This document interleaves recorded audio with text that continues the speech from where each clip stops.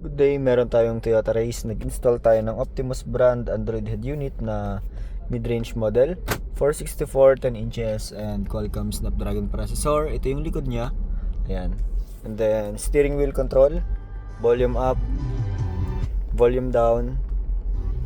And then next, preview. So working yung steering control mode, function ng mode. So working din. Every day, so hindi talaga parang normalized So, na okay. talaga dito Working sa atin yung sa Jensan. steering wheel control and then reverse camera naman. Ayan, ito yung reverse camera. Stock reverse camera to ng Toyota Race. In-integrate natin dito sa aftermarket head unit.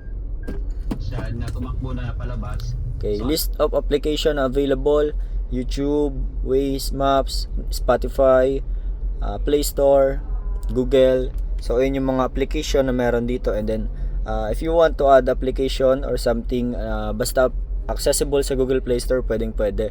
So, may wireless CarPlay and Android Auto rin to. Ayan, naglo-loading. Once na mag-connect ka ng device or via Bluetooth connection, automatic siya magpo-proceed sa Android Auto or Apple CarPlay. So, may SIM card slot na rin to. And then, 360 camera ready. So, yun lang. Ito yung Optimus brand Android head unit na mid-range model. Thank you.